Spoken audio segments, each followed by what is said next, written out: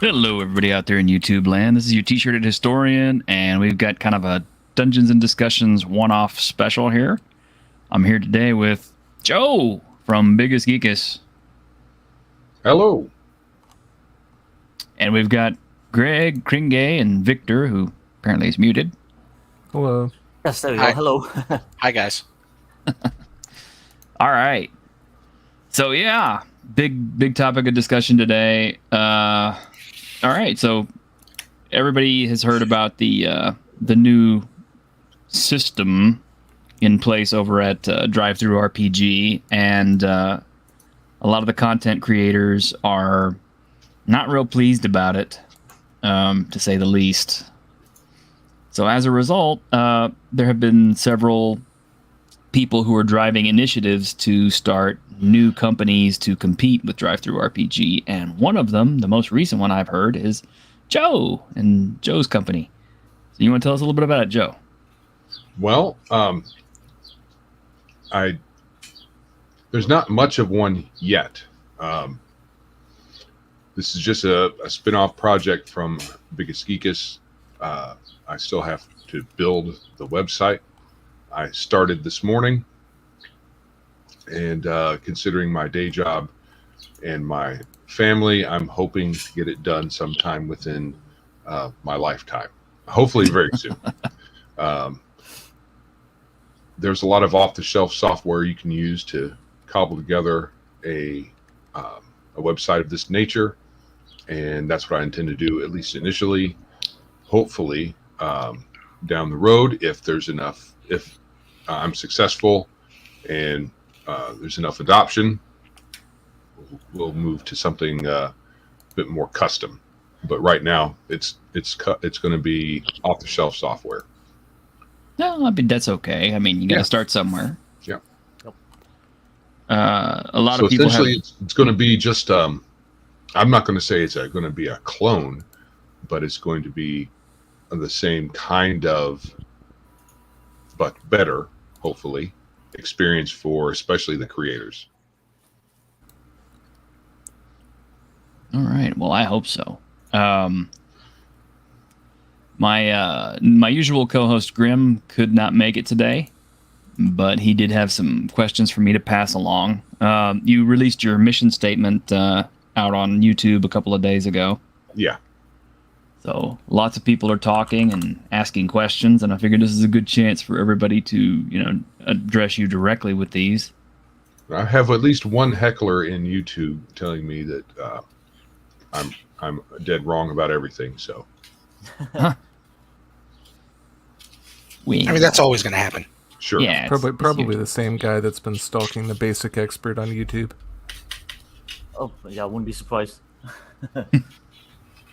Well, I used calling it a monopoly is a bit hyperbolic because there's lots of print-on-demand options if everybody wanted to just do their own thing. But I think the whole point of an RPG, a drive-through-RPG type site, is so that you don't have to. You put your wares up there, things kind of happen in the background automatically for you, and both the store and the seller make some profit. Exactly. It's also pretty much the only storefront that is exclusively for tabletop RPGs. Everything else is kind of a mixed bag of, just novels and comics and outside of the individual developer selling their stuff on their website like Grim does. Mm-hmm. Correct. Well, Edge of Time is talking about he used to buy from RPG Now until DriveThru brought them. Yeah, RPG Now is kind of what I started with too. I remember. And the company that I used to work with, and in some cases still work with, that's where I used to get all my royalty checks through. And then, of course, DriveThruRPG bought them, and now it's just like one big... They used to have their own separate thing with like DriveThruRPG and then DriveThru Comics and all this other stuff, and now it's kind of like all one they had big... fiction cards. It's all one bookshelf, I think. Yeah, it's all one bookshelf now. So it's like, you can buy your comics and your RPG products and everything all at the same place, which... And they also have the DM's Guild. Mm-hmm. And the Storytellers version. I forget what it's called. The Storytellers version. Yeah, for the Storyteller system. Oh, okay. Huh. That one I hadn't heard of, but Storyteller's Vault. Storyteller's Vault? Okay. I'll have to check it out just to see if they've got older VTM stuff. But yeah, that was one of the things I've always liked about RPG Now, Drive-Thru RPG, was the fact that you could do print on demand, and because I'm just not a PDF guy. You like your physical stuff. Oh yeah, yeah. I like my books to clunk. Gotcha. But, like your hat. I mean, yes, like my head. Yeah. Oh, here's another one. Wargame Vault. Okay, that's another one I hadn't heard of. Thank you, Todd. I appreciate it's all that. part of one bookshelf. Is it? Yeah, it's all the same company. Yep. Well, I understand because after my initial thoughts on the subject, I was also pondering where you could grow from just where it is right now in my head, the RPG books, PDFs, print on demand for just RPGs. And all that stuff came to mind. You could have a merch store because there's print on demand now. T-shirts, you can just go out there, throw out a design, and print one if you want. Yeah. And cards, board games would be a little complicated. None of them that I looked at have an integration like Lulu does, where you just Lulu and others, where you just they integrate in the back end of your website, so it's not like the folks have to leave to do all that stuff. And with board games, they don't have any kind of integration like that.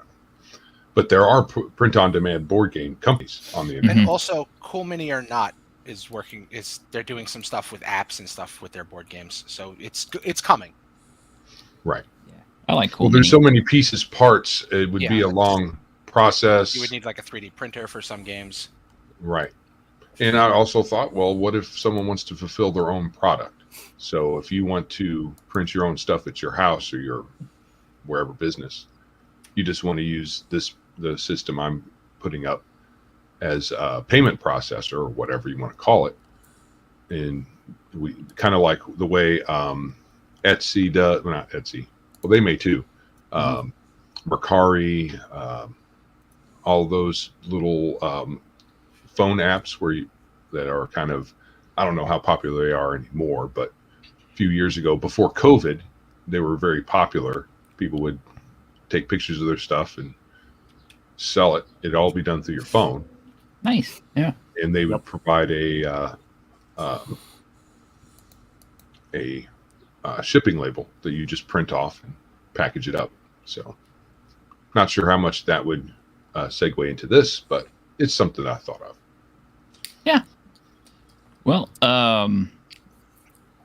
so like I said, you did your mission statement. You released it on YouTube a couple of days ago, and naturally that got lots of hype and lots of interest from folks. And it's our highest viewed video. I mean, I imagine. it's still rookie numbers. We have a very small channel, so 500 are actually going on 600 views right now. But well, that's doing well. I suspect after this video, there'll probably be more people wanting to go back and check it out. Oh, I would hope so. Yeah. But yeah, you like I said, you made your mission statement. So naturally, questions are popping up, and I figured I'd get like a lot of the game designers to get together to see if they could get some of their questions answered today. So hopefully, we've got a few in the audience who will ask, and folks on this panel, of course. And like I said, my co-host who could not make it, he's had some that he's sent me. Good deal. To ask. So when we do start the questions, we should probably start with Grimm's questions. Yeah. That sounds good. All right. So here we go. His main questions are, you define, your platform as being free speech, but then immediately went to but no porn. So Well, yeah, you would like a because- definition of porn. So Well, good luck. Yeah, We're gonna. That's exactly. something that's gonna have to develop over time because, like I also said, even though I said free speech, and I mean that as much as possible, we have to follow the law of the land here in the U.S. And oh, I see. Okay. if someone wants to put up things that are not legal to distribute, we're just not going to do that. I don't want to go to jail. No, of course not. But I think he was more along the lines of thinking of products like Black Tokyo or some of the more adult-themed RPG products that are out there. I don't know about Fatal, but Well, is that You something always that- need Fatal. Fatal needs to be at every store. Well, okay, so I'm not familiar with these titles, so not really. I think I've heard of Fatal, but Keep it that way. It's bad. right. Yeah. So, porn is kind of in the eye of the beholder to some degree. Just some nudity is one thing, but I think we're probably okay. I also said that we might try to have kind of an arbitration thing, I didn't know of a better word to use, but an Right. outside group Mhm. of people that would limit the bias of me and Randy. We're Christians and we're conservative, but we don't want to get in the way of your fun. As long as your fun isn't, it doesn't involve hurting people. right. But so the no porn thing being said, I also want to consider having some folks keep our biases out of it as much as possible. So if it's just some nudity, one thing. If it's graphic sexual acts depicted in visual form in the product, there may be a line we'll draw there. I mean, you could also do something like an adults only section, like Green Correct. Apple pointed out, with Correct. like adult filters. Yeah, I think that would probably work really good. Like I I said, mean, especially if you want to get something like, if somebody like I can't think of his name, but Black Tokyo. If Yeah, he Black wanted to sell, Tokyo. it's a hentai themed RPG. yeah, Right, It is. right. I mean, there is tasteful nudity in it, but also a little bit of graphic sexual material in it. But I mean, not like not penetration. Like It's not penetration. for everybody. yeah. Let's just keep it. But at it that does before we go have into decent it. gaming material in it. It's not just pure, prawn. Right. So it's Um, it's and I think I also mentioned within that video that it's early days, and Right. the mission statement is going to involve some, but the primary driver being free speech within the realm of our gaming. So I don't want to stand anybody's fun in the way of anybody's fun. So we'll That's cool. we'll do what we can to facilitate as much as we can. That's cool. Grim, of course, he works with Tabletopless, so he actually works with sex workers on a gaming basis. So I'm sure that's a concern to him just Yeah, because he of also- some of his products. What's he that? has his card game. Yeah, Hentacle. Yeah, I can never remember the name. Tentacle. Yeah, I which mean, is- there's that. So yeah, he has valid reasons to question the. Sure, porn. sure. and I'm sure if Chris Fields had an internet connection that actually worked, he could probably come up to ask questions too, since he's the originator for Black Tokyo. But I know the guy personally, and his internet connection is kind of like McDonald's Wi-Fi. So, Oh, but I'm not familiar with Chris Fields. oh yeah, Scorched The name. Earth Studios. Hmm? Scorched Earth Studios. Oh, I've heard of that. Yeah. All right. I mean, that was an easy question, I guess, but What Shadow and Sun just said, I think that would be down the line. What's this?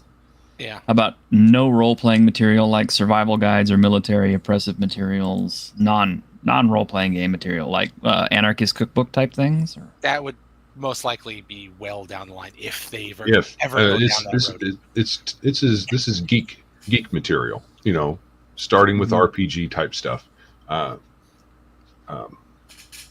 hadn't even thought of that kind of thing. To be honest, it's all the geek material in my mind. I know there's a geek type of thing there's geek military geek, gun porn, that kind of stuff. Sure, but that was not in my head until now. So there you go, Victor. There's going to be an outlet for your gun games. Nice. Otaku. That's what the term otaku originally was for in Japan, was basically an obsessive fan of anything. It wasn't originally anime. There was like military otaku and model train kit otaku and stuff like that. It was just like an obsessive nerd. Hentai So otaku. it might be kind of cool to eventually further on down the line see like a marketplace for like these obsessive fans. Mm-hmm.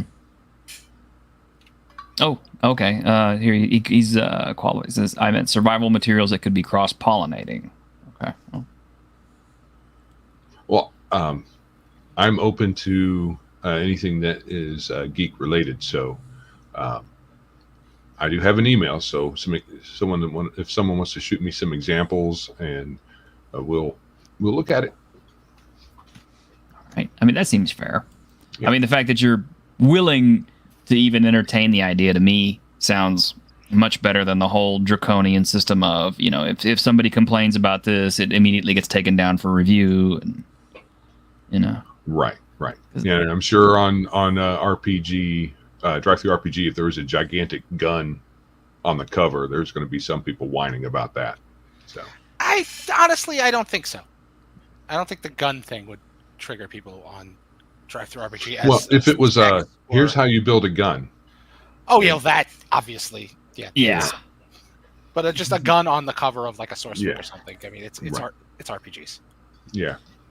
Well, I mean, like I said, that these days with that kind of abusive system in place, it's a wonder that there haven't been like lots and lots of materials just wholesale yanked down just for complaints.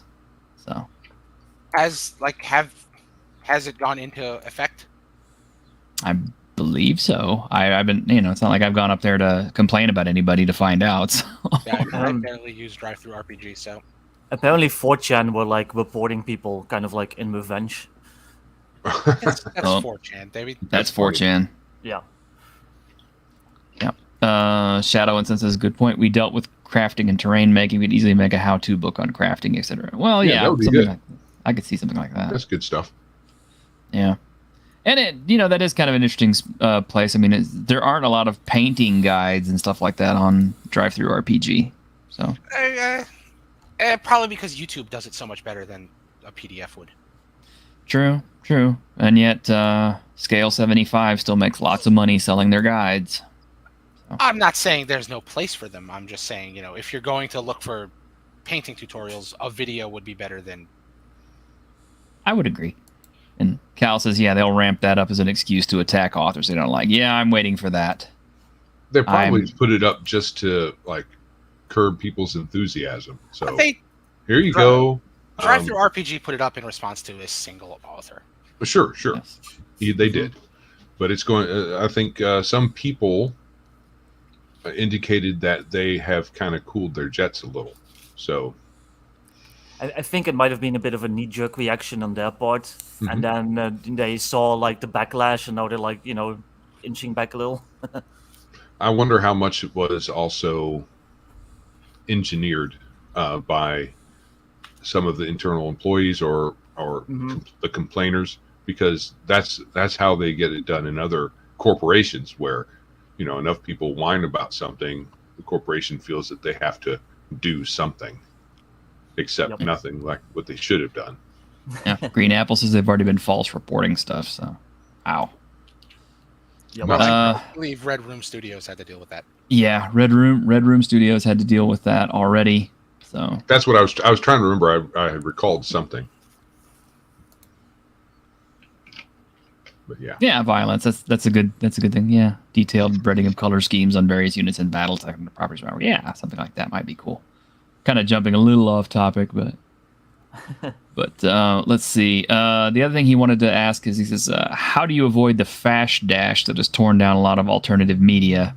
And I said, well, what do you mean by fash dash? He says, when first people come to rush to any new, less censorious platform, are the most horrendous, awful people that put anyone else off from joining. In other words, if you open up your storefront and all of a sudden you get a flood of, let's say, like people who want to produce like KKK, the role playing game or something ridiculous, and starts as a storefront, ends as a stormfront. Yeah. Yeah, I mean, you get people like Varg or whoever put the Rahowa RPG out. Yeah. They would rush to something because, the whole free speech thing. They're like, oh, I could say whatever I want, and it, regardless of how terrible it is. Mm-hmm. Right. And well, they tend to poison the well. Apart from Varg, I don't know that there's a whole lot of that going on in our niche already. So Varg comes in and puts his thing up, and we have the say. So we look in there, and it's all about, N-word this, N-word that, whatever he does. I don't know. I've not seen any of his stuff. So I could tell you. I bought some just to review it. Uh-huh. Have to step away for a moment. It's very system-wise. It's nothing special. I mean, it's usable. It's good lore. But yeah, he does have a little bit of militant racial politics, thinly and not so thinly spewed throughout the narrative. Well, Such as having an entire race of people who are obviously darker skinned or different colored than everyone else, who have negatives in all their stats for being mixed race. Right. So we're going to take everything at a case by case basis. I mean, it's not like we're going to put up. If we put up some sort of, don't put your stuff here if you follow these ideologies, it's pretty much the same thing as what Drive-Thru just did with Venger, So yeah, I'm not sure that you can help the fash dash. I mean, I think that's an error in terms, but I understand what he's saying. We'll have to see what happens. yeah. If someone wants to put up like, I'm a racist, the RPG, we're probably not going to have that. We just won't. Yeah, and that seems fair. Or we'll make it very obvious that this is I'm a racist, the RPG, and point out the sales. One person bought it. Yippee. Yeah, I was going to ask you about that. You have you talked about having a merit system for what gets listed on your site instead of a push system. Right. Well, I figure the best way for people to, I guess my point with that is we're not going to have, we're not going to prop anybody up for their physical characteristics. Mm-hmm. If someone's going to succeed or fail, it's going to be based on how good the game is. So you put up a game and it's good, it gets good reviews, it gets good sales. It's going to, I'm not sure if we're going to algorithmically like place them forefront. I don't know how that would work because I haven't done that thinking yet. But it seems that would be the way to go. I know that can be kind of a self-perpetuating thing, though. If you put the best-selling, highest-reviewed thing in front of someone's face constantly, it'll just perpetuate that, and it might be bad for other people. But I'm not sure how else to do it. I thought about if folks want to pay for an ad on the home screen, maybe we should do that. But there are some things that I need to talk to more creators about, what they would like. I don't even know how Drive-Thru RPG does their thing. Well, you have How a few they- creators on the panel here. You could see what they think. Sure. So, what does anybody know what their algorithm consists of? At least even in theory, because I do not. I don't think I make enough sales to have noticed really. Like I just get sales, and I think it's mostly because I advertise on Twitter. It's not even because people see it on Drive-Thru RPG. Greg might have a better idea because he is a bit more successful with his 5e stuff, Mhm. and he's actually like a Electrum seller or something at this point. So yeah, but he's muted, so. And he's muted. Let's see. Another question is there it goes. is there vetting for quality, which I guess kind of goes hand in hand with the whole, Yeah, not limiting people. I thought about that too. I mean, how much vetting of quality goes on over at Drive-Thru RPG? Mhm. I mean, do they?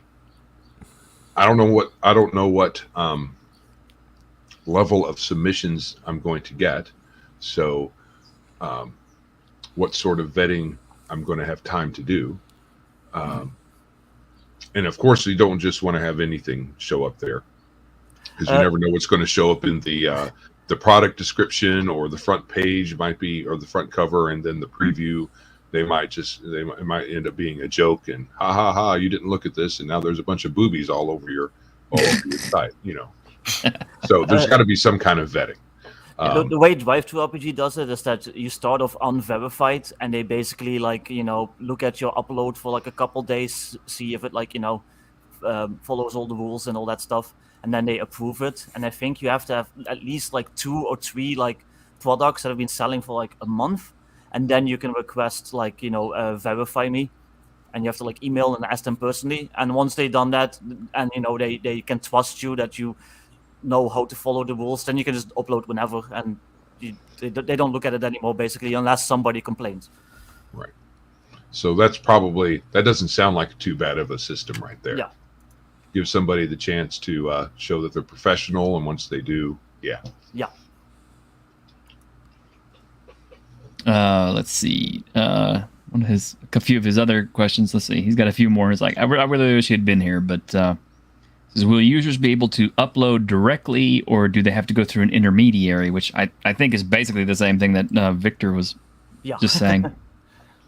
Well, it's going to go directly to us, and then we vet it if we do that. Not like Itch, where you just toss it out there. Yeah. Right. It's not like it's going to go to a third party, and then they look at it and then give it back to us. So nothing like that. No third party stuff. No. I think that's one of the reasons why Itch is so popular, is the fact that I don't think they really vet their stuff. You just upload whatever you want to and start selling it, and they just take a cut. I mean, and that's fine too. I don't see a huge problem with that. Mm-hmm. If you put up a pile of junk, no one's going to buy it. Yeah. If it doesn't look very good, if the presentation isn't good, and they're going to get that from the cover and the preview, and if you don't have a description that people can read well, I mean, all of that will affect your sales.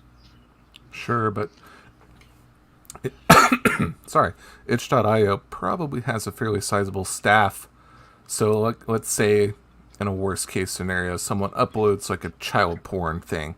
Mm-hmm. I'm sure they have a report function. They would be on top of that in like 2 minutes. They have a big enough company and a big enough staff where they can hit that and get that taken down. Whereas, if it's just you and a couple of guys, it could be hard to filter that. But you might be small at the beginning, so I don't know. That's just something to think about. There's software that can ferret out a lot of child porn for sure. Although some people say it can be fooled easily, but there may be a software way to at least do a first pass to when someone submits a file, it goes through some verification software, and that's something I have to look into. But I'm sure it exists. because a lot of these companies that get a very heavy amount of uploads of various things, they have to rely on automation to some degree. So I'll look into that. Yeah. At first, it's going to be small, so yeah, it'll just be a few people looking at it with their eyeballs until we figure out some kind of automated way. If it gets enough steam, enough traction, enough people start uploading, then we'll need to do that instead. But there won't be a third party involved in it. That's good. I mean, yeah, I almost think you're going to have somebody to go through submissions in order to verify that, what they have there is actually a game and not just, somebody putting up like a couple of words and then trying to sell it for 50 cents or something. Yeah. Right.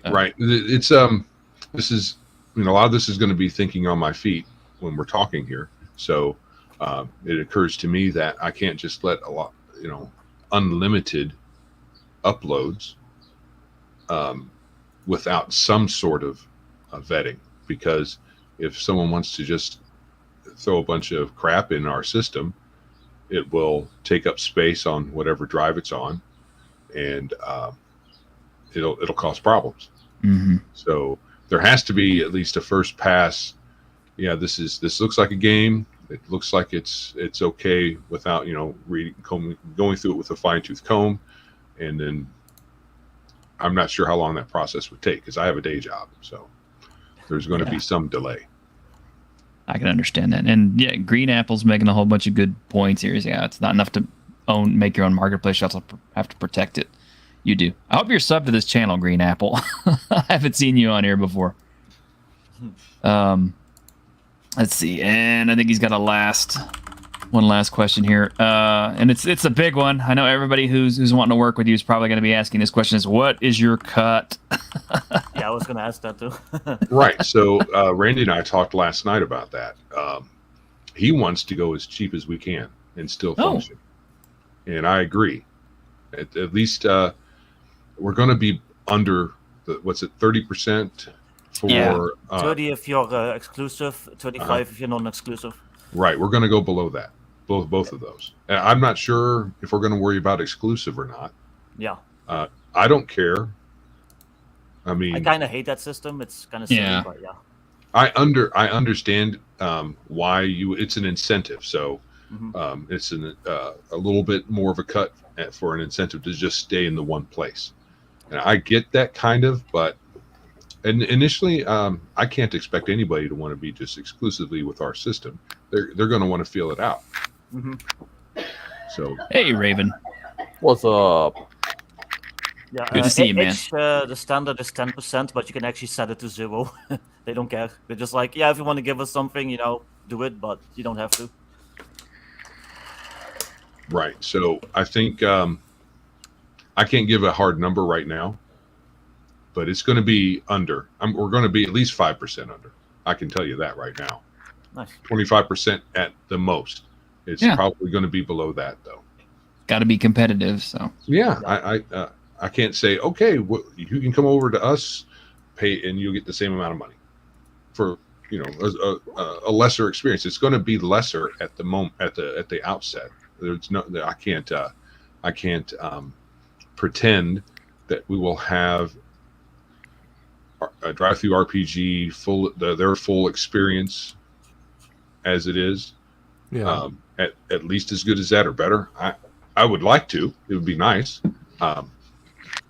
It would take some money to do that, though. So if I could promise that if we got some folks backing it financially, and then I could hire some folks to make it more professional, more fully functional, all of that.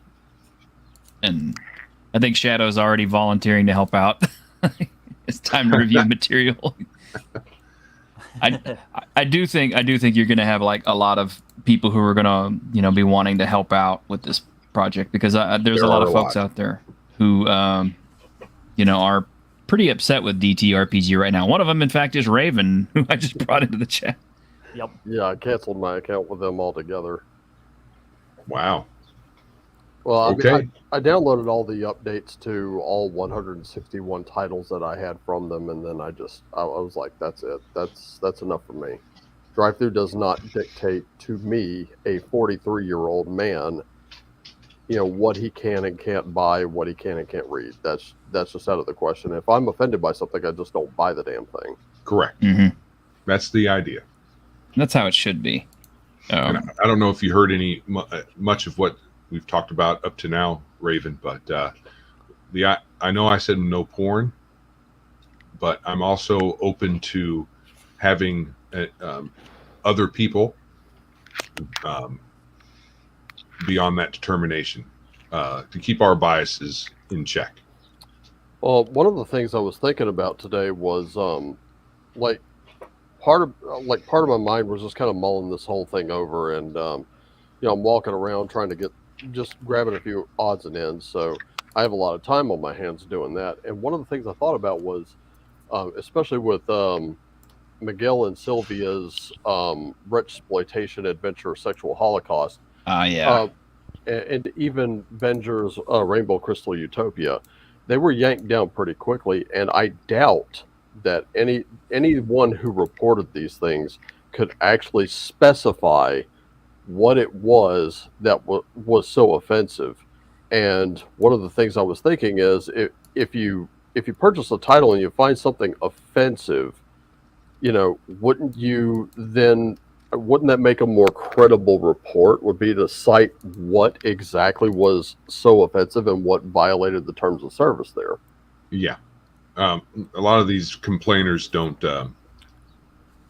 They just have the general sense of, I'm offended. You use the word sexual, and I don't like your stance on things, so I'm going to complain. Yeah. Or they just look at the author's Twitter postings and stuff, and then just decide arbitrarily that, hey, it doesn't matter what he puts up, we're just not going to let him get any kind of foothold in the marketplace because we don't like his personal politics. Screw whatever his game material reads like. Right. There's going to be folks that have seen my shenanigans about orcs on Twitter, and they're going to not. They don't care for that, and we'll have issues. They might want to throw. I don't know what kind of monkey wrench they could really throw in, but I wouldn't even mind so much. Oh, so again, Greg. Oh no. Well, I was about to say, one of the things that really burns me and Victor as indie creators on DTRPG is they ban all publishers from being able to leave reviews of products of any kind. Yes. Does not matter. I guess they did that as a way to prevent cronyism of some kind, but there's gotta be a better way. Like, it's restricted to people who have a non-$0 amount purchase that's verifiable, stuff like that. Yes. So it's not just, you're helping your buddy out by giving a 5-star review, but it's like everyone is a creator now, so nobody can leave reviews, and that sucks. Yeah. Yeah, just label people as, publishers, so, if you see a review and it says, like, Victor Gorchev publisher, they can make up their own mind if I'm being biased or not. Or keep publisher reviews separate. Yeah. I mean, if you're reviewing your own product, that would be an issue, I think. Yeah. Yeah. But they don't want, like, people to, like, wage war on each other. Yeah, if you've done so little as upload, like, a dungeon map, like one little tiny thing, you can no longer review anything on the whole site. Yeah. It's ridiculous. Yeah, that's no good.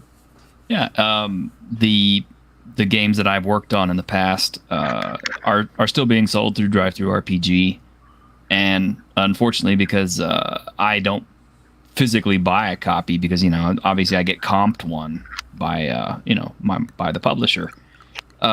Even on stuff where they leave bad reviews on stuff that I've worked on, I can't comment on it because I haven't purchased the product, and I'm kind of like, well, what's the sense in this? I'm not going to buy my own product so I can leave my own comment on my own product. So yeah, that doesn't make any sense. No. Well, that's some good input there. So reviews and commentary should be fairly open instead of closed to get probably a broader. The more reviews, the better overall, you would think. Yeah, most users on DriveThruRPG don't even leave a star rating, much less a review, because they don't realize that that's even an option. Like it's kind of hidden away. You have to dig for it. There's no prompt that says, "Hey, please leave us a rating after you buy this, leave a rating." There's nothing like that. So like stuff that's really good sits there for years and has like 1 star rating. Even if 500 people buy it, nobody ever rates it. There has to be a way to make that more better. If it's like Twitter or Reddit, it's just an upvote or a downvote. It's quick, it's easy. You see it right there on the front page. Something like that might help.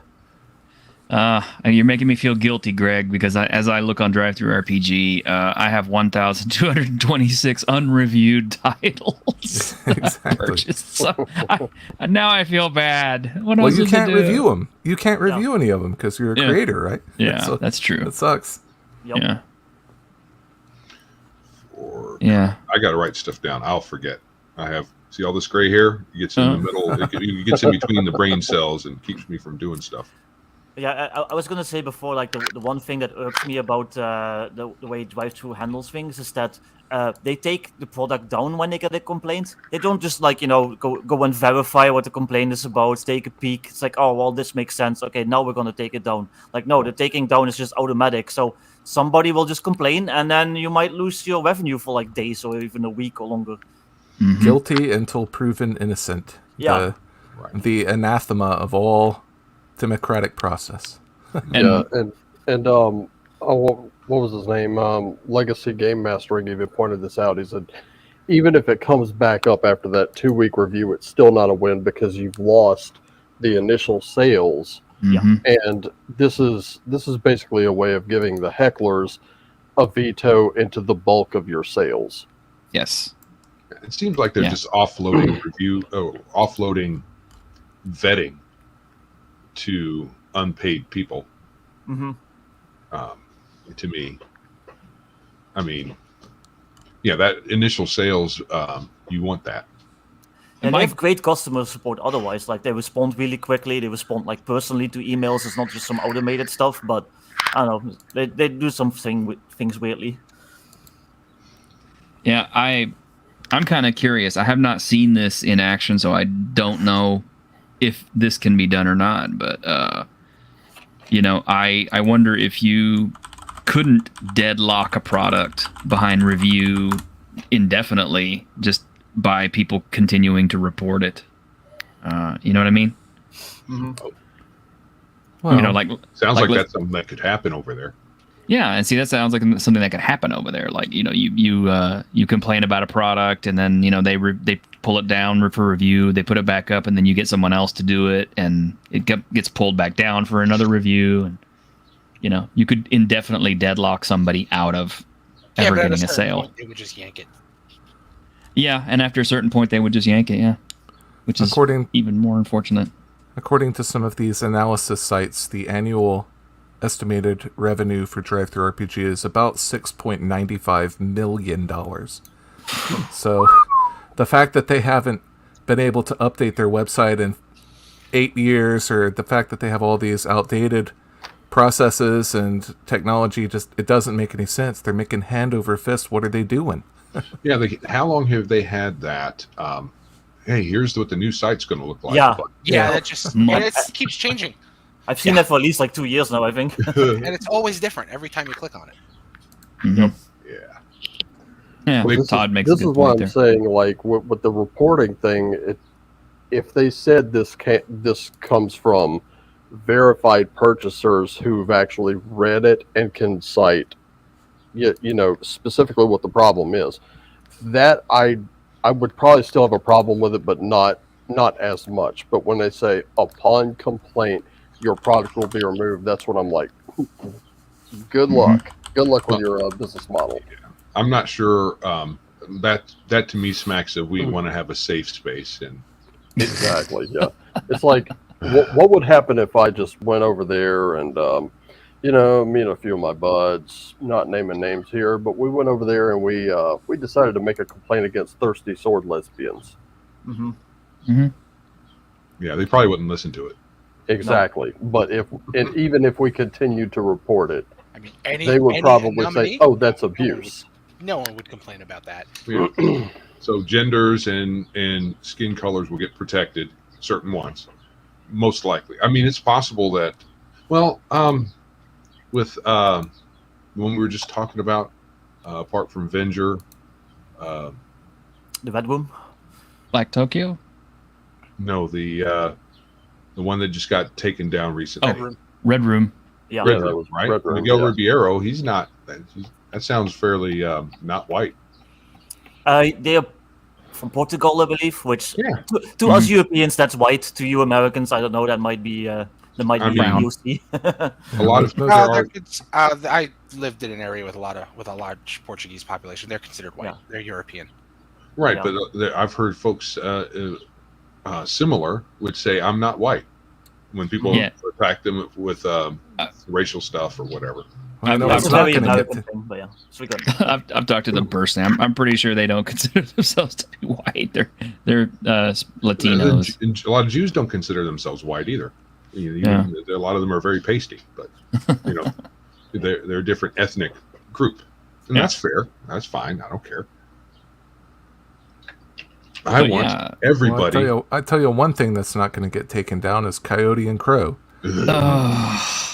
You know, it's just the double standard continues. Yeah, that one initially got recommended to me, and then I talked to the guy on Twitter who recommended it to me, and he was like, "This thing is embarrassing." And Right. if I kind of looked at it, and from initial appearances, I was like, "This looks pretty cool." And then he showed me a few things in it which can kind of be taken any number of ways, and I was like, "Yeah, I think I'll just I'll stay away from it. It's fine." And it's Yeah. a real shame, too. And this has no bearing on what Joe is doing, so I apologize for going off the rails a little bit. But I hate it when a creator has something that could be awesome, and then they just screw it up by injecting some kind of political platform into it that just ruins it. Whether it's left, right, doesn't matter. Right. It's like, Right, why would yeah. you make an awesome product and then just flush it down the toilet by doing that? Why would you do that? Yeah, we killed all the white people in this game because, yay, no white people now. Yeah, a lot of people will mention Otherverse, as being problematic because of the, its stances on abortion. But the thing is like the thing about that game is not only is that stuff kind of like, it's put like into an almost a superheroic concept, but it allows players to play either side of the equation. So it's not like, it's not like That is true. Yeah. the creator Chris Fields did not write that and say like, I'm for this, I'm against this. He's just saying, look, here's a problem. I'm giving you an opportunity to play on either side of it in almost a superheroic context to, because it involves larger things than just the simple question of, pro or non, it's like it's got a whole life chain, death chain type thing that extends throughout the entire narrative, which is So kind of that's cool. actually part of the game, the abortion question. It's part of the is. backstory. It's part of the backstory of it, but it's a much bigger thing that's involved in it overall. It's actually a pretty neat little narrative, but yeah, he puts it in kind of a superheroic kind of a context Well, where you can I buy think either side. I think I intend to, and Randy as well. We think alike a lot. We're going to try to be as unbiased as possible, and in the trying to be fair side of things. While I may not want to have porn on our site, I also don't want to have militant ethno-nationalist type crap on my site either. I mean, I don't want stuff that's going to be a problem, a cause of problem. I know if we're all dudes, who cares if there's some boobies running around? We're not going to care. But you have some. Okay, here's how you could have KKK on our site. There's a recent senator or someone running for Senate. In Arizona, I know you're talking about. Yeah, I know So that one. we could have that video, or an RPG version of that video, and that would be fine. So the KKK would be enemies and bad people, the bad guys, the evil guys, and your job is to run around and round them all up or put a bullet in their head. That would be okay. I think I've played in a campaign like that. Yeah. Greg, is that you typing? Was my typing loud? Yes. Sorry. Mechanical keyboard Sorry. tends to Yeah, be. you run into the KKK in like Red Dead Redemption, like too. Like why can't I have them as enemies in like a tabletop game? Well, Right. yeah, You treat obviously. them the way they were in Django. Yeah. Yeah. Actually, Putting it in out. I've been playing Red Dead Redemption 2 recently, and yeah, they really clown them pretty hard in that. Yeah. What's like in Django Unchained, like where they just make fun of them. Hmm. Yes, the basic expert. I get that. Yeah. That's what we're gonna do. Well, yeah, Yeah. that's also a thing that irks me about Drive to RPG. They say they're fair, and like one of the rules is like no overt politics, but that only counts for the politics they don't like, obviously, because stuff like thirsty sword lesbians and like many other games, they outright state in like the introductions, like you can't play this if you don't have this certain ideology. Hmm. Don't get me started on that goddamn game. Yeah. So I think The game that pisses me off. right. That having a consistent and not goalpost changing terms of service, and I think there's so many companies that will say, you see it all the time. Hey, our Yes. terms of service has changed. Hey, our terms of service has changed. Blah blah blah blah blah. I mean, it happens No, all the time. we don't know anything about that, do we, YouTube? Yeah, Sorry. yeah. Sorry. And what I don't want to do is every quarter have to update for the new gender identity that has been dreamed up. Sorry if that offends anybody, but Nah. that we're not doing that. We're going to have a terms of service. It might update, but it's not going to be updated likely in substance. It might be some minor details that we have to tweak for legal reasons, but it won't be. Well, yesterday you could have this game, and now today you can't. It won't Right. be anything like that. That's not good business. No, my it's opinion. not. No, it's also it's hard on everybody. It's hard on the people who want to buy the stuff, and it's hard on the people who want to sell it. I mean, Just have it. you were mentioning the YouTube. People have to Mhm. change gears all the time. Yeah, because like the algorithm's always changing, and what you're supposed to have and what you aren't supposed to have. I mean, the latest thing they're doing is reused content, and that's how they get your stuff demonetized. Have a You're term- using too much reused content. have a terms of service with a lock-in guarantee that says the terms will not be changed for a period of no less than 1 year. Yeah, I've thought Yeah, of something like that. Even Wizards of the Coast, as ridiculous as they are, with Magic the Gathering, they have something called the reserve list, where they have a list of like all these old cards from like the 90s or whatever that they will never reprint ever. It's called the reserve list, and there's nothing legally stopping them, but they're like, we're never reprinting these. And so it's like kind of like a grandfathered in like policy of like having this eternal like rule, I guess, that's like, this is set in stone forever, basically. We're not going to change it, which is a weird thing if you think about Wizard. They change these things all the time, but maybe like lock in the terms of service, like you said. Mm-hmm. Yeah, but you can't always lock in, because what if, say, a law changes or something? You have to change terms of service at a certain point. That's true. There's probably a way to word it so that you could have exceptions like that without it having a sea change on the platform. Right. So there has to be some way of doing that. So that's one other thing that's going to probably cost some bit of dough, is going to have a lawyer involved. Oh yeah. Todd has a good point, and I think it's kind of like the same thing that Green Apple was saying a little earlier. You think about adding rating and content tags to identify and filter titles. We may have to do that. Yeah. I mean, it won't be extensive. It'll just be, I Like can TV imagine, ratings. more than 3 or 4 or 5 different things. Yeah. If we're talking like age groups or adult versus not adult kind of thing.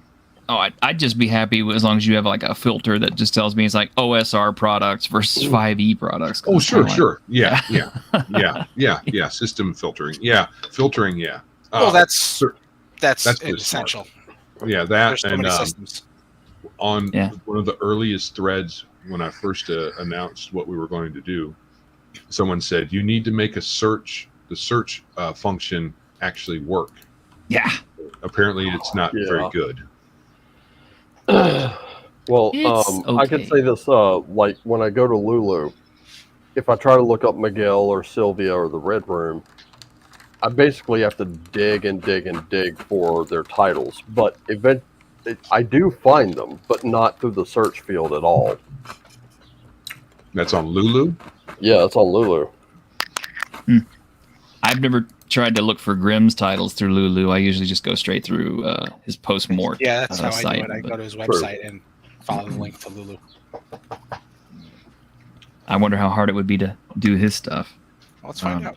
Lulu.com. I'm checking now. Do Lulu some is only research. printing, right? Like they Yeah, don't it's do like a PDFs. print on demand.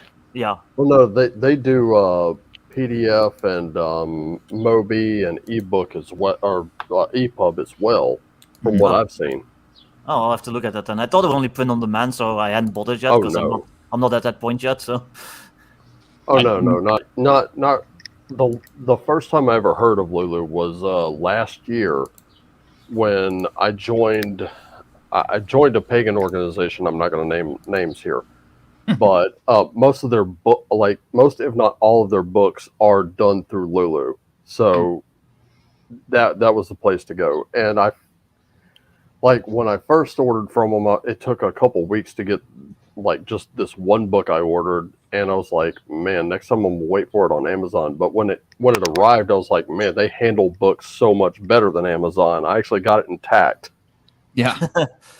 So I Yeah. just checked on Lulu. I searched for postmort, nothing came. Stuff with those words came out. But as soon as I searched for him by name, instant. Yeah. James Desborough. Um, And the top search result was Gore. and yeah, of course.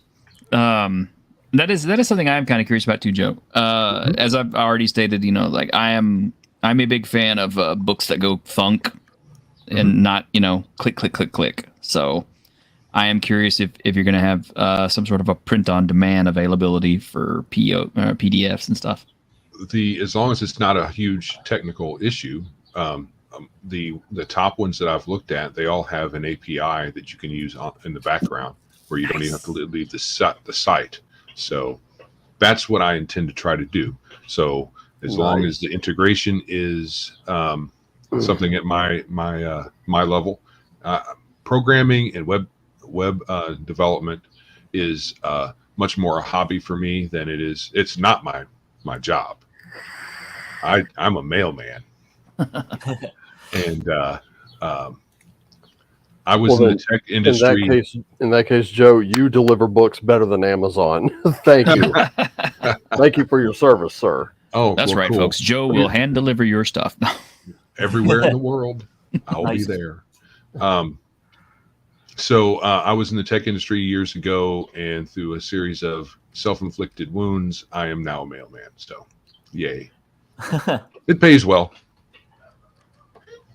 But I do all this stuff just as a hobby as far as the programming part. So, but I know how to put a web page together, and pretty not so much. So I'm going to have some help with that. What hosting option are you doing? Because I imagine this is going to take massive amounts of bandwidth eventually. So, well, initially I'm just getting a regular website, and depending on here's a caveat.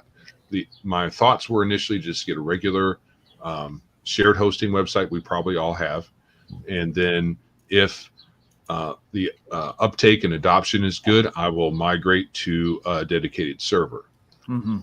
But I've been mulling over my mind, perhaps having some sort of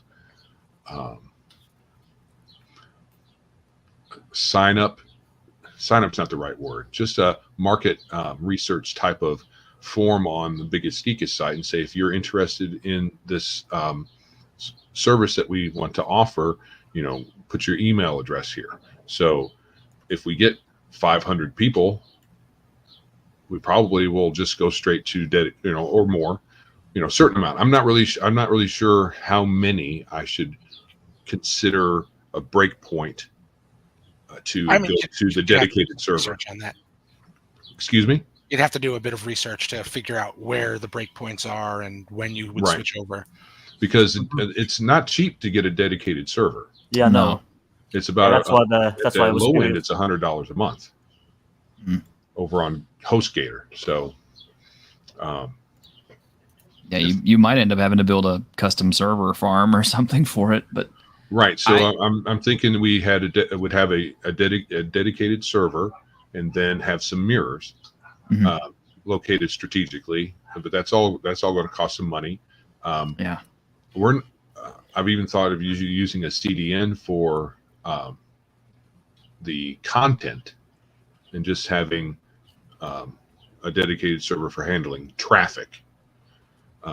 So I don't think co-locating content and the website where the traffic's occurring is probably in the same server is probably not a good idea, because if someone wants to DDoS one, they get both. Right. So I'm probably going to look at some point having separate servers for security reasons.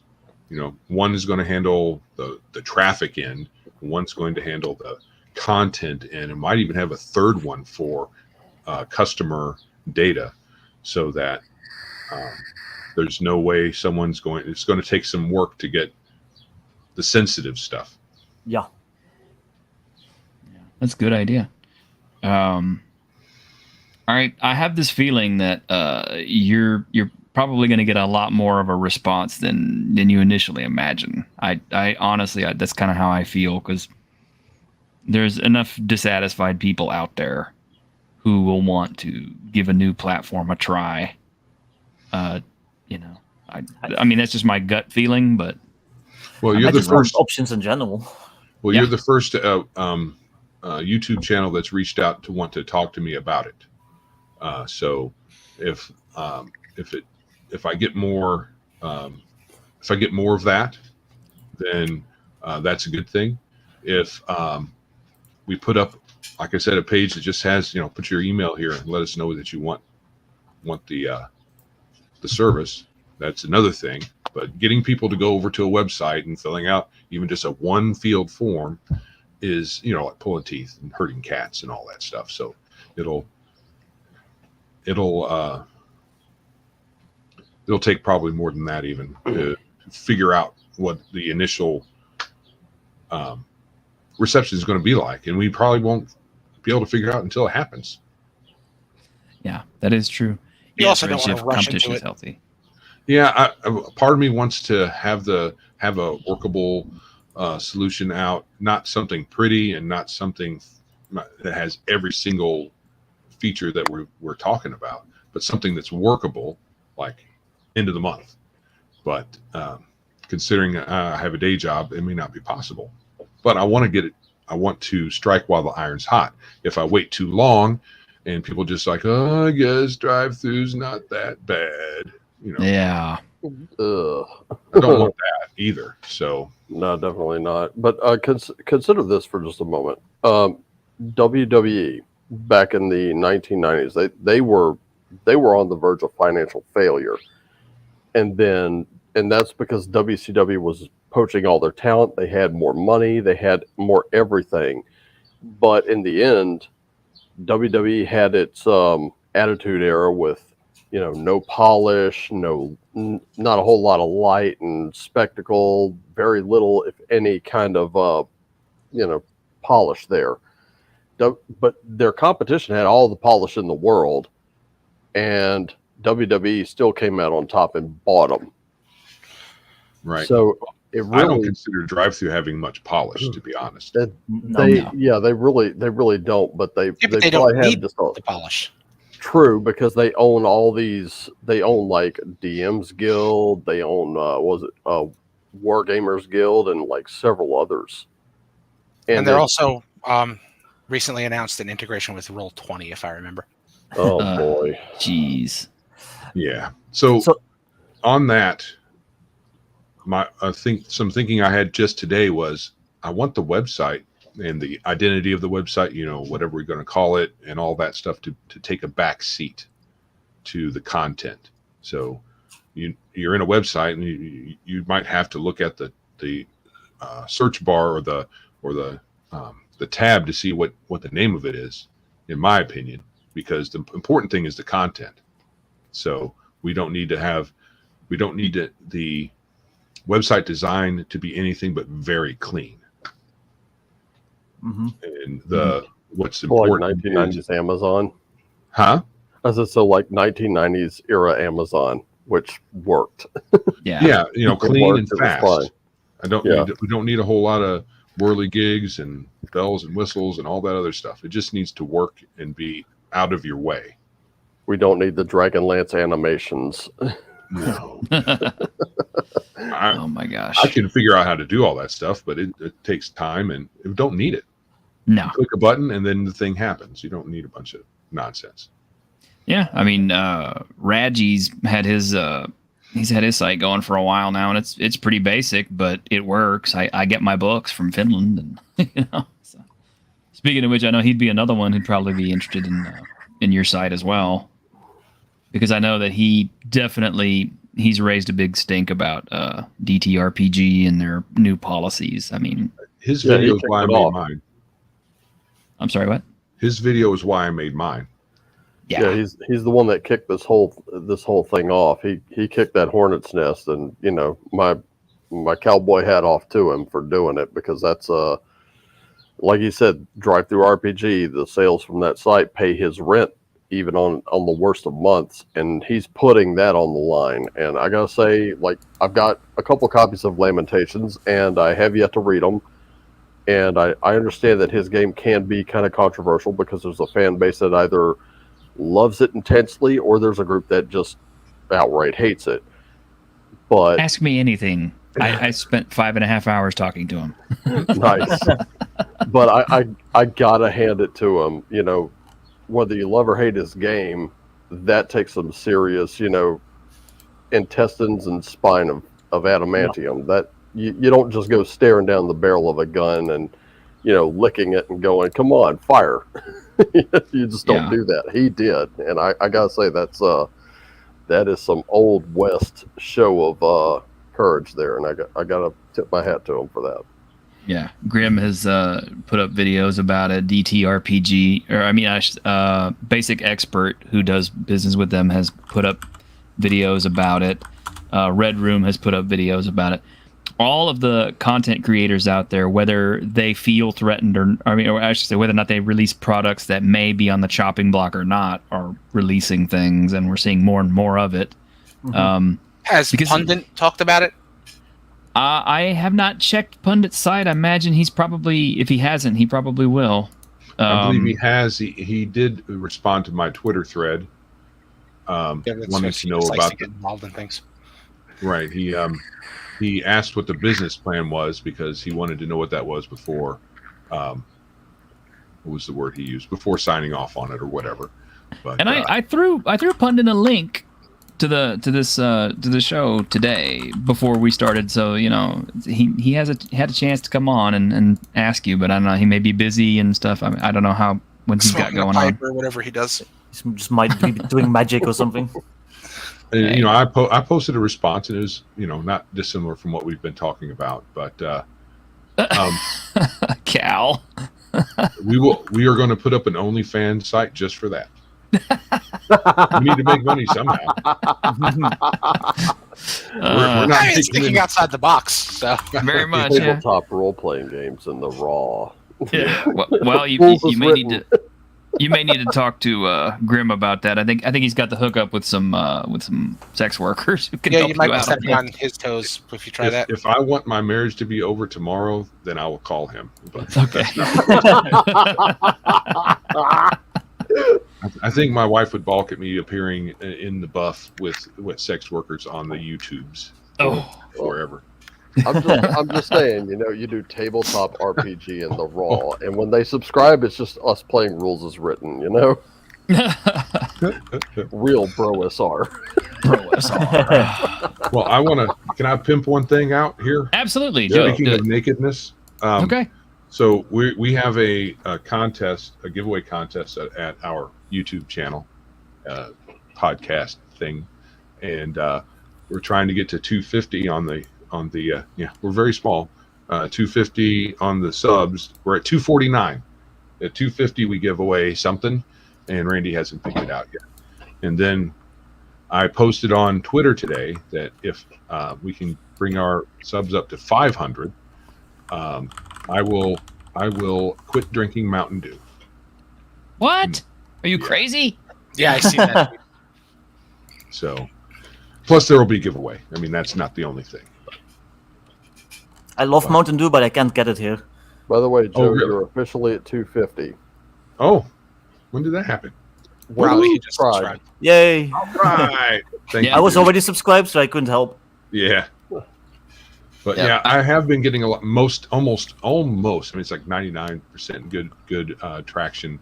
Only one heckler out of this whole thing. So Let's see. I got 249. Now it's at 250 exactly. So thank you, Raven. Anytime. there you go. There you go. I told you you start getting some hits if you came on.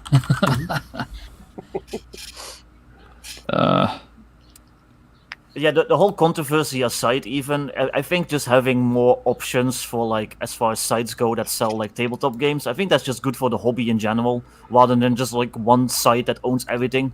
Mm-hmm. You mean one monolithic juggernaut of a monopoly? Yeah. Yeah, Yeah, I mean, it's like I pointed out in the past. DTRPG, either they know how big they are or they don't realize how big they are. They know the exactly problem- how big they are. Do they? Okay. Well, see, that's the thing. Because all the Kickstarters that I have kickstarted over the last, 5-6 years, and it's way too many.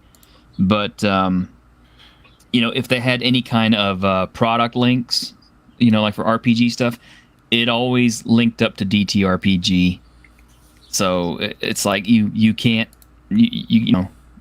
pardon the expression, you can't swing a dead cat without hitting DTRPG in the RPG world. Right. So Yeah, Kickstarter integrates with them. I think other crowdfunding sites probably do as well. mhm. Mhm. And it's just, yeah, it would be nice to have other options available. Yeah. Once we get over the RPG physical and electronic hurdle, Mhm. I'm intending on doing other things, and that'll come through feedback. But you could 3D print just about, or you could print on demand just about anything you would want for your game.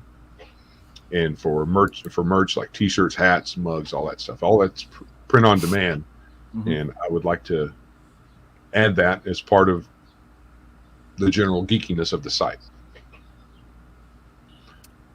Also, just something that occurred to me for when you are on the site, I think it would be interesting if when you clicked on a particular, let's say Raven's product, Mhm. it went to that product, but also Raven's page within the site, and it was branded Raven, and all of his stuff was there. I mean, featuring the one you clicked on, but it'd be a list of all your other stuff, and then maybe some sort of branding there as well. That's pretty much how Itch does it. Because I think that would be cool, but I mean, if people don't care, then it's not worth the processing. I don't know. I think I'm I sorry, think go that'd be ahead. cool that'd be cool for you, Greg, because I mean you got some absolutely gorgeous artwork in Ares, and having like a dragon mug or something would be cool. That would definitely be awesome. No But yeah, that's kind of how Itch does it. It lets you kind of build your own like little page and like design it and like make it nice, and then it just shows all your products on the site. That's a movie reference. Hey, Bruce Lombardo, it's good to see you. And Kringe disappeared. Oh no, Bruce, you scared off Kringe. He didn't like that movie reference. No, He he must did not not. like Blazing Saddles. No, here he comes. He's back. You all right? Yeah, I'm good. I don't know what happened there. Oh, the power of Bruce scared you off. Uh-oh. Also, there was that question earlier about the algorithms, and Greg was muted, but maybe you can actually answer it now. What was the question about the algorithms? Trying to remember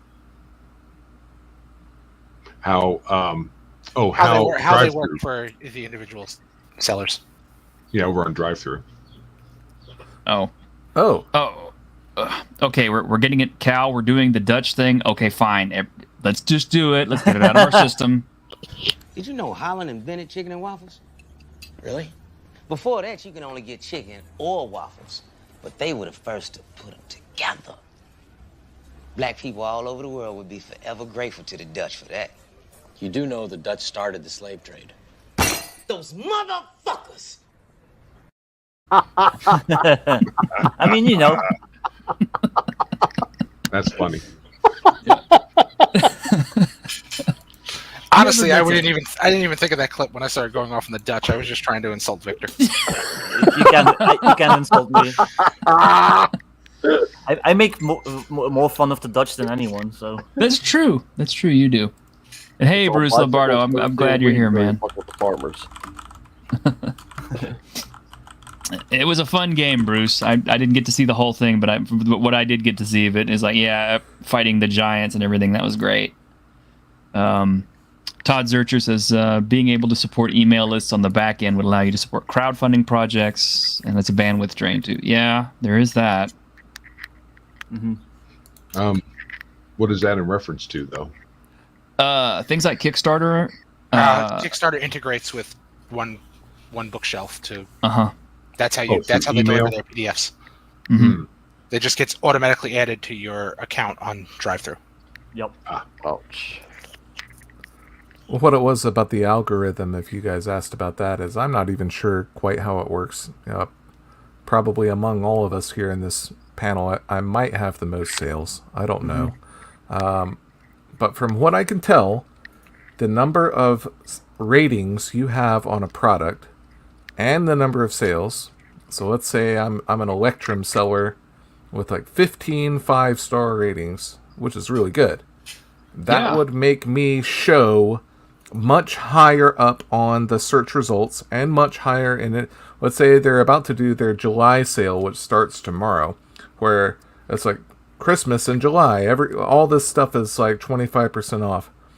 If I was up there with like 50 5-star reviews and was an Electrum Platinum or whatever seller, then my products are going to show much higher, and people will not have to click through 50 pages of products to get to me. I'm going to be at the top, so that type of thing is like, it's important, and it kind of goes back to what I was saying about how it's annoying to leave, people can't leave reviews, and people don't know how to leave star ratings, and so it kind of hurts you in the end. Yep. Yeah. I noticed that RPG Pundit, he's always reminding people that, hey, I'm an Electrum seller, I'm a Platinum seller, or this book just went Platinum and all that. Yeah. And It would be good to have something like that on the site too. You done good, lad, type of system. yeah, like a meritocracy, which Yeah, that's what I want to have. Well, what they don't have is what I think they need. It would be an up-and-coming seller, some kind of algorithm that captures a new product that has sold a lot in a short amount of time and maybe has a couple of 5-star ratings. This will be an up-and-coming product, and it might be featured on the front page. That's how indie creators like Victor would be able to get a leg up. That they need to have some kind of spotlight for people that are creating awesome stuff and are selling well, but the normal algorithm isn't favoring them the way it should. Yeah, like I said earlier, most of my sales are when I just post about it on Twitter. Like I don't think many people have really found me like organically yet. yeah. And when you've got a site with over, I don't know how many products they've got, 5 million, 6 million, who knows how many products are on there, and they're all like 90% of them are worthless trash. So, like there's like, here's a here's a piece of like 3D art I made in Blender in 10 seconds of like a sword. It's $199, and there's like somebody might have 100 of those. It's like impossible to sift through the junk and get to the gold. Okay, I'll have something like that. I will consider something like that. It might take some algorithmic. That's more advanced. Stuff. That's It's It's Yeah. something down the road. Something down the road. But it makes Yeah. sense to do that. It's like the time I helped push Ethan H. Reynolds and his Neon Knights products. Pretty good on itch, and then he went to DTRPG and he did even better, and he's made quite a few games, and now for some reason he has me blocked on Twitter. So hey, you try to help somebody and they slap you in the head. Hey, what can I say? And Green Apple says, you aren't kidding about the DTRPG hiding the rating system. Can't even find where I can give a star rating to my purchases. Wow. Yeah, it's very counterintuitive. Oh, and Victor had to toot his own horn, everybody out there in the audience. Everybody, he's 18 sales away from copper on Simple Modernity. I'm pretty sure that the 12 of us or 11 of us who are watching could go out there and at least throw him enough Hey, if I sales to don't get toot him my to own copper. horn, nobody will. There you go. Seriously, grab that one. It's a great read. Yeah. Thank you. It is. I need to go ahead and pick up a copy for review anyway, Victor, so I will be sure and do that. But, all right. Well, does anybody out in the chat or on the panel have any further questions for Joe? No, most of the questions I had were stuff that Grim had sent. Yeah. Same. Grim was great without actually being here. He knows how to manipulate me very well. That's why he's my friend. All right. Well, I guess we'll let you go, Joe, and get on with your day, because I know you got some more writing to do on your program and everything. And I have a Gotta wife, get that- so I got to hang out with her a little bit. There you go. It's Sunday, so enjoy. I can't speak for the basic expert, but if you want to maybe come on Monday and talk about your stuff, I'm sure he'll allow it. Oh yeah. Oh, Well, no doubt. if the basic expert will send me a ping me on Twitter or something, where we are both following each other there, then we will make that arrangement. And you're welcome, Todd. Actually, I got to be honest, okay? I actually owe it to Greg, because I didn't even think about it, and then Greg is the one who kind of kicked me in the ass and said, "Hey, you need to jump on this." And so, special thank you to you, Greg. Hooray. I'm special. You're special. I'm a special We love you, dude. And We from love that you, dude. point on, if I was going somewhere, I was running. Jenny! Breaking any runs too much. Don't run to if you're out. He kills himself one. What you got in there that's good to eat? French fried potatoes? Potatoes. Reckon I got some biscuits and mustard.